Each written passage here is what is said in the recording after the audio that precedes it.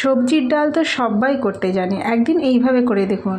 Half cup মুগ ডাল, half cup মসুর ডাল আধা ঘন্টা আগে ভিজিয়ে রাখতে হবে। তারপর একটা বড় সাইজের ফুলকপির অর্ধেক নিয়ে প্রতিটা টুকরো সমান করে কেটে নিতে হবে। এরপরে শিমটা আমি মাঝখান থেকে কেটে নিলাম। শিম আর ফুলকপি কাটা হয়ে গেছে, ভালো করে ধুয়ে রেখে দিলাম। কড়াইতে সরষের তেল দিয়ে ভালো করে গরম করে ফুলকপি, শিম, লবণ, হলুদ দিয়ে হালকা করে ভেজে নেব। নিয়ে ভিজিয়ে রাখা ডালটা দিয়ে দিলাম, দিয়ে নাড়াচাড়া করে উষম গরম জল এর মধ্যে অ্যাড করব। দিয়ে ঢাকা চাপে রেখে দেবো। আধ ভাঙা সিদ্ধ করে নেবো। এরপরে ঢেলে নিলাম। কড়াইতে একটু তেল দিলাম, সর্ষের তেল, ওটা ফোড়ন দিলাম, জিরে আর শুকনো লঙ্কা, পেঁয়াজ কুচিয়ে দিয়ে ভালো করে ভেজে নিলাম। এরপরে গ্রেট করা আদা আর রসুন দিয়ে আবারও কিছুটা কষিয়ে নিতে হবে। তারপর জিরের গুঁড়ো, ধনের গুঁড়ো, শুকনো লঙ্কার গুঁড়ো, হলুদের গুঁড়ো ও কাঁচা লঙ্কা দিয়ে ভালো করে নাড়াচাড়া করে কষিয়ে ডালটা ঢেলে দেবো। দিয়ে নাড়াচাড়া করে আবার একটু লবণ দিতে হবে স্বাদ অনুযায়ী। এরপরে দিয়ে দিলাম একটু ধনেপাতা। দুর্দান্ত স্বাদের এই ফুলকপি শিমের ডাল একদিন করে দেখুন, আশা করি ভীষণ ভালো লাগবে। তো হয়ে গেছে, প্লিজ সাবস্ক্রাইব মাই চ্যানেল।